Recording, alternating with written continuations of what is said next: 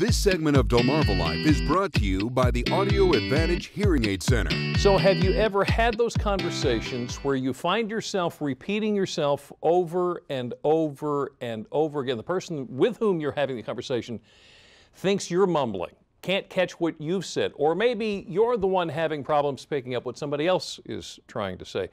At what point do you chalk it up to the other person speaking too softly, not clearly enough, or maybe there's hearing loss involved?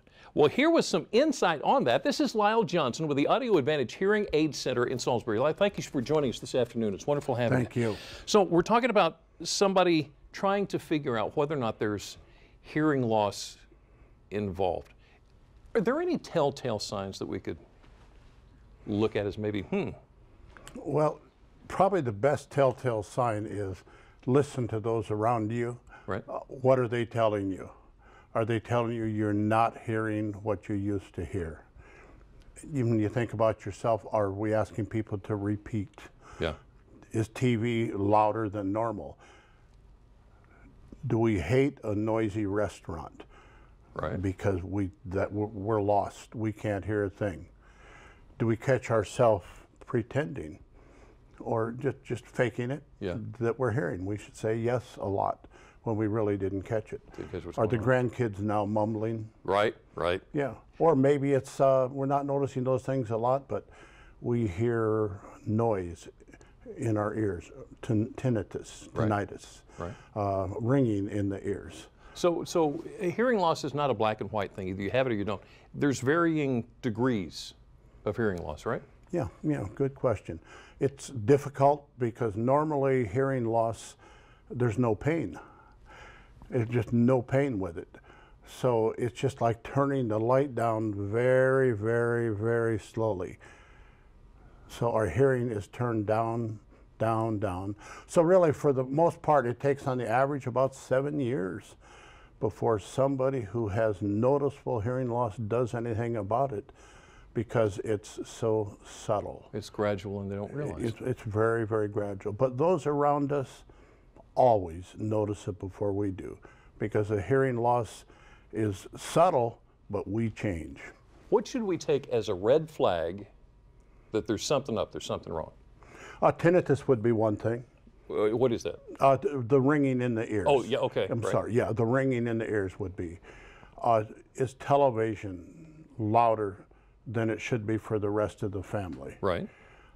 Do we have trouble understanding when there's background noise? That's always a telltale sign. Okay. Now we can have our hearing tested, in case we're thinking maybe something's up, we can have our hearing tested to see how things look, right? It's a smart thing to do. Yeah. Because of the effects of hearing loss. So yeah, you have your hearing tested. They will make an audiogram. They'll do a physical examination of your ear. Could be wax. We get that taken care of. Wow. Easy solution. Yeah, easy solution. So they do hearing tests. They give us different tones of sounds. I was going to say, what do they do in the hearing test? What can we expect? So in a hearing test, they're going to give us sounds that correspond to consonants in speech. Okay. So they'll just be beep beeps or just a tone, and we'll raise our hand and tell them when we hear them. We know what a normal is. Right. And so how loud does it have to be turned before they can hear these bass sounds or these treble sounds? And we make an audiogram or a graph out of that. Of where your hearing's the best and where it's the worst. Yeah. And it's very consistent then, as you look at this, what the results are going to be, what they're missing. And, I may say, no, I don't have trouble with that. My wife is sitting there, she's saying, yes, you do. Yes, you do. Because I'm so used to it. It's just how it is. Right. Is it generally an age thing? Probably we would say, yeah, that as you get older, more people have hearing loss. Right. 50% of the people, well, more than 50%, let's say 3 out of 5 at the age of 80 have hearing loss. Okay. Age of 60, it would be 1 out of 6. But it's not necessarily always an age thing. No.